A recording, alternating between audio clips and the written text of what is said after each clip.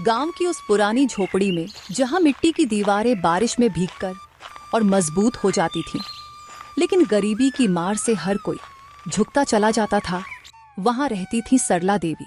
सरला देवी एक ऐसी सास थीं जो अपने समय में खुद बहू बनकर आई थी और अब अपने 3 बेटों की बहुओं पर राज करना चाहती थीं। उस गांव का नाम था कलहपुर, जहां खेतों में दिन भर मजदूरी करके लोग थककर चूर हो जाते थे, लेकिन घर की झगड़ों की आग कभी नहीं बुझती थी। सरला देवी के पति गुजर चुके थे और अब घर की कमान उनके हाथ में थी। उनके 3 बेटे थे, बड़ा बेटा रामू, बीचला बेटा श्यामू और छोटा वाला घनश्याम। रामू की बहू थी कमला, श्यामू की लक्ष्मी और घनश्याम की राधा। ये सब मिलकर एक ही छत के नीचे रहते थे, जहां रोटी 2 वक्त की मुश्किल से जुटती थी, लेकिन झगड़े हर वक्त तैयार रहते थे। गरीबी ऐसी कि खेतों में काम करके जो अनाज आता वो बस मुट्ठी भर होता, और सरला देवी हमेशा कहती कि बहुओं को और मेहनत करनी चाहिए। लेकिन बहुएं अब चुप नहीं रहती थीं। वे देहाती औरतें थीं जो खुलकर बोलती थीं और अपनी बात रखती थीं। एक दिन सुबह का वक्त था, जब सूरज अभी अभी निकला था और खेतों में धुंध छाई हुई थी। सरला देवी अपनी चारपाई पर बैठी हुई थी और पास में चारपाई पर एक पुरानी लाठी रखी थी जो उनके लिए राजदंड का काम करती थी। कमला रसोई में आग जला रही थी, लेकिन उसके मन में आज कुछ और ही चल रहा था। अरे ओ कमला, आज फिर देर कर दी तूने चाय बनाने में। देख, मैं तो कहती हूँ कि तू सुबह उठकर पहले मेरी सेवा कर, फिर अपने काम किया कर। इस गरीबी में भी अगर बहू सास की नहीं सुनेगी तो घर कैसे चलेगा। मैंने तो अपने समय में अपनी सास के लिए रात दिन एक कर दिए थे। उन्होंने कभी मेरी शिकायत नहीं की। मैंने हमेशा उनके पैर दबाए, उनके लिए पानी लाई, उनके कहे बिना कुछ नहीं किया। अब तुम लोग तो बस अपनी मनमानी करती हो, जैसे राजरानी हो। अगर मैं न होती तो ये घर कब का बिखर जाता। लेकिन तुम्हें क्या फर्क पड़ता है? तुम तो बस अपने पति के साथ मजे करना चाहती हो, बाकी सब भाड़ में जाए। सरला देवी की आवाज गूंजी जो पूरे घर में फैल गई। कमला ने आग पर रखी केतली को देखा और मन ही मन सोचा कि आज जवाब देना पड़ेगा। कमला ने रसोई से बाहर आकर सरला देवी की तरफ देखा और बोली, सासू माँ, आप हमेशा अपनी पुरानी कहानी सुनाती हो, लेकिन आज के जमाने में कौन करता है वो सब। हम गरीब हैं, ठीक है, लेकिन क्या मैं इंसान नहीं हूँ जो दिन भर खेतों में मजदूरी करके आती हूँ, कमर टूट जाती है, फिर घर आकर रोटी बनाती हूँ, बच्चों को संभालती हूँ और ऊपर से आपकी ये फरमाइशें सुनती हूँ। आप कहती हो कि मैं आपकी सेवा करूं, लेकिन क्या आपने कभी सोचा कि हमारी सेवा कौन करेगा? रामू जी तो बस शाम को आकर सो जाते हैं और आप बैठकर आदेश देती हो। अगर हम न कमाते तो ये घर कैसे चलता? आप तो बस अपनी सास की कहानी दोहराती हो, लेकिन हमारी सास बनकर कभी हमारी तकलीफ नहीं समझी। हम देहाती औरतें हैं, चुप नहीं रहेंगी, बोलेंगी जो मन में है, क्योंकि गरीबी में चुप रहकर क्या मिलेगा, बस और गरीबी। कमला की बातें सुनकर सरला देवी का चेहरा लाल हो गया, लेकिन अभी तो ये शुरुआत थी। तभी लक्ष्मी खेत से पानी लेकर आई। उसके कंधे पर घड़ा था जो गरीबी की वजह से पुराना और टूटा फूटा था। उसने घड़ा रखा और सीधे सरला देवी से बोली, सासू जी, आप कमला से क्यों लड़ रही हो? हम सब मिलकर काम करते हैं, लेकिन आप हमेशा हमें ताना मारती हो। याद है ना, कल शाम को जब मैंने कहा था कि आज बाजार से थोड़ा नमक ले आना, तो आपने मना कर दिया, कहा कि पुराना नमक ही खाओ। लेकिन वो नमक तो इतना पुराना हो गया है कि खाने में स्वाद ही नहीं आता। हम गरीब हैं मान लिया, लेकिन क्या हम जानवर हैं जो कुछ भी खा लें? मैं तो कहती हूँ कि आप घर की मालकिन बनकर बैठी हो, लेकिन असल में हम बहुएं ही घर चला रही हैं। शामू जी दिन भर मजदूरी करते हैं, मैं उसके साथ जाती हूँ, फिर शाम को घर का काम। और आप क्या करती हो? बस लाठी लेकर बैठी रहती हो और हमें डांटती हो। अगर हम न कमाते तो आप क्या खाती? आज से हम अपनी कमाई अलग रखेंगे, देखते हैं घर कैसे चलता है। लक्ष्मी की ये बातें सुनकर सरला देवी जोर से चिल्लाई। फिर सरला देवी ने गुस्से में कहा, अरे लक्ष्मी, तू तो हद कर रही है। मैंने इस घर को संभाला है। जब तुम लोग नहीं थे तब मैंने अकेले सब किया।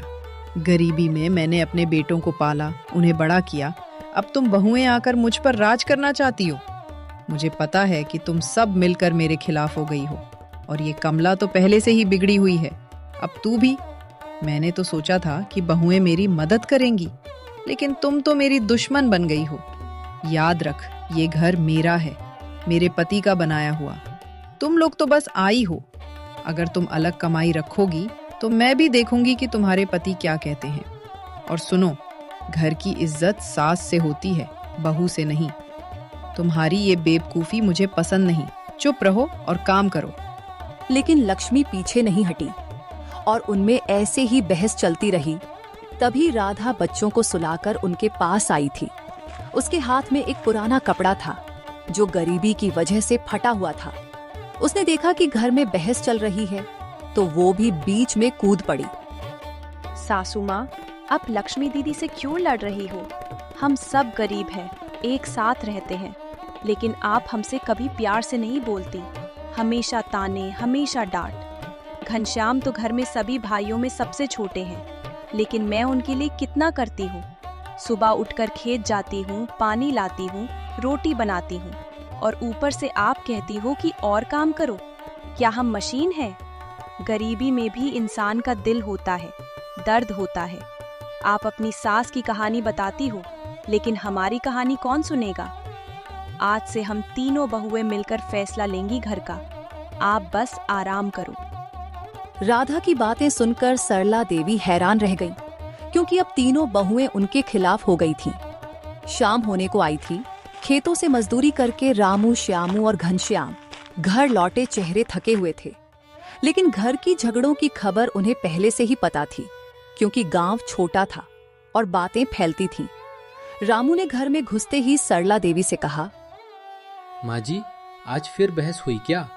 अभी कमला ने मुझे बताया कि आप हमें ताना मारती हो। हम गरीब हैं, लेकिन परिवार मिलकर रहेगा। आप बहुओं को इतना मत डांटो, वो भी मेहनत करती हैं। मैं दिन भर खेत में काम करता हूँ और कमला भी मेरे साथ, और फिर वो शाम को घर का काम करती है। आप क्या चाहती हो कि हम अलग हो जाएं? नहीं माँ, हम एक साथ रहेंगे, लेकिन झगड़े कम करो। रामू की बातें सुनकर सरला देवी का दिल टूट गया, लेकिन वो चुप नहीं रही। सरला देवी ने रामू से कहा, बेटा, तू तो बहू की बातों में आ गया। मैंने तुझे पाला है, लेकिन अब तू मेरी नहीं सुनता। ये बहुएं तेरे कान भर रही हैं। गरीबी में मैंने सब सहा, अब तुम लोग मुझे अकेला छोड़ दो। मैं कहती हूँ कि बहुएं मेरी बात माने। घर की मालकिन मैं हूँ। अगर वे अलग कमाई रखेंगी तो मैं भी देखूंगी। बेटा, तू अपनी बहू को समझा, वरना घर बर्बाद हो जाएगा। लेकिन रामू ने सरला देवी की बात नहीं मानी। वो कमला के पास चला गया। तभी श्यामू ने लक्ष्मी से पूछा और घनश्याम ने राधा से। घर में अब एक नई जंग शुरू हो गई थी। रात हो गई थी, लेकिन झोपड़ी में नींद नहीं आ रही थी। सरला देवी अपनी चारपाई पर लेटी हुई सोच रही थी कि कैसे ये बहुएं उनके खिलाफ हो गईं। कमला, लक्ष्मी और राधा आपस में बात कर रही थी। कमला बोली, सुनो, हम तीनों मिलकर सासू माँ को सबक सिखाएंगे। वे हमेशा हमें दबाती है। कल से हम अपनी कमाई से घर चलाएंगे। सासू माँ को कुछ नहीं देंगी। देखते हैं वे क्या करती हैं। हाँ कमला, तू सही कह रही है। सासू माँ ने हमें कभी प्यार नहीं दिया, बस आदेश देती है। अब हम उन्हें दिखाएंगे कि घर कैसे चलता है। हाँ दीदी, मैं भी साथ हूँ। कल सुबह से ये योजना शुरू।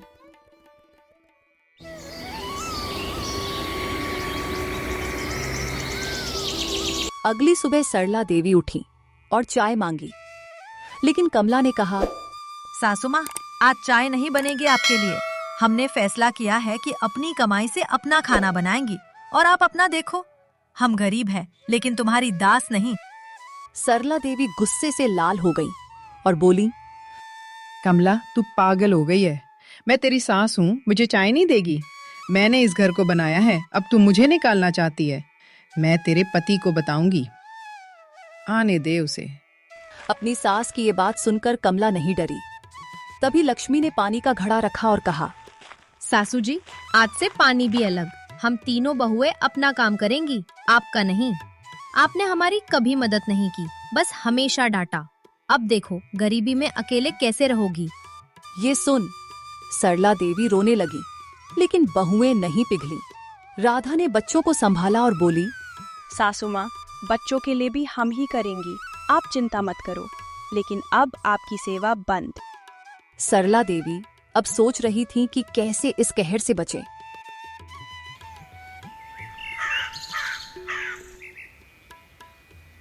दिन चढ़ता गया, खेतों में काम चल रहा था। रामू, श्यामू और घनश्याम मजदूरी पर गए थे, लेकिन घर की खबर उन्हें मिल गई।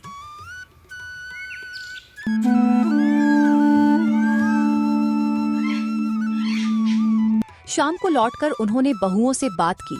रामू ने कमला से कहा, कमला, तूने माँ को चाय क्यों नहीं दी?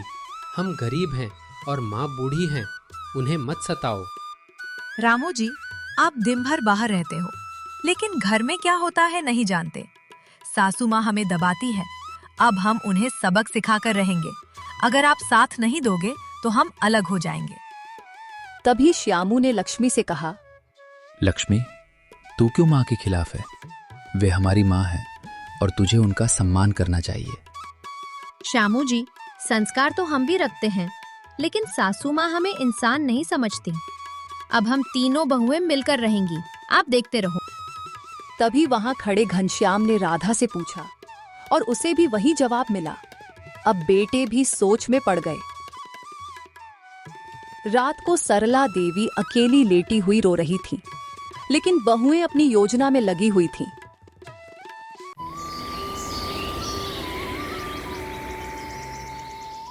अगले दिन फिर नया ड्रामा शुरू हुआ। कमला ने रसोई में अपना अलग चूल्हा बनाया, लक्ष्मी ने पानी अलग रखा, राधा ने बच्चों के लिए अलग व्यवस्था की।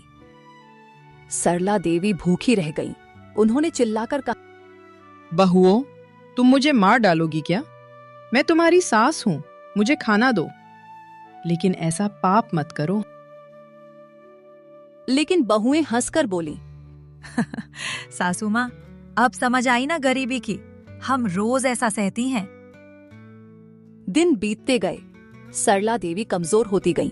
गांव में बात फैल गई, लोग हंसते थे।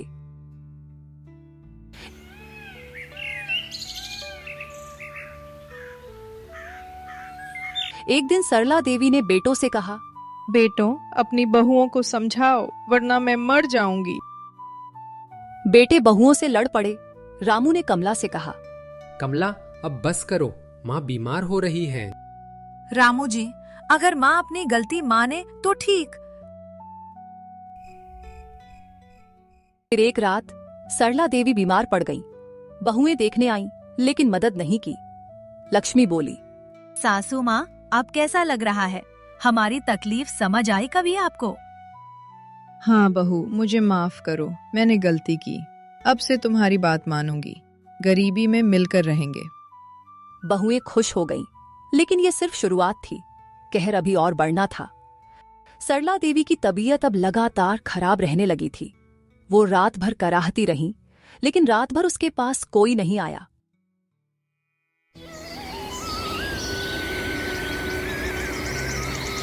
अगले दिन सरला देवी ने कमजोर आवाज में पुकारा, कमला, ओ कमला, पानी तो दे दे, गला सूख रहा है, मैं मर जाऊंगी।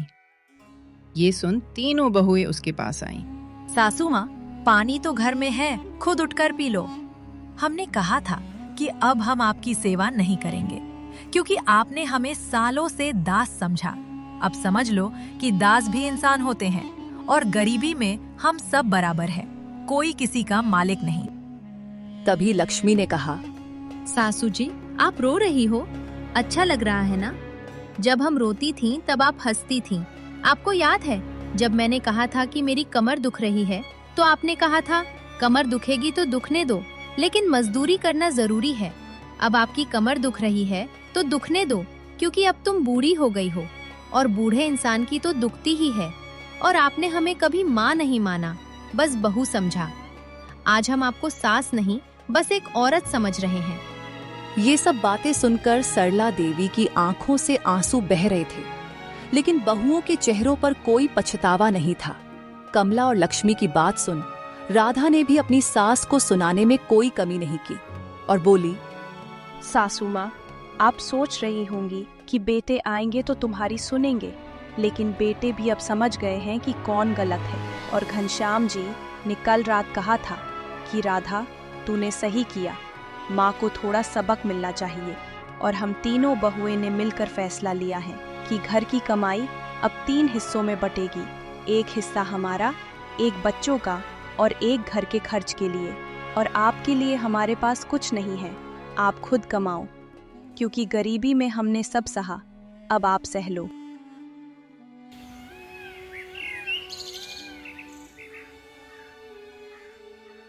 शाम को जब रामू, श्यामू और घनश्याम खेत से लौटे तो घर की हालत देखकर रामू का गुस्सा फूट पड़ा।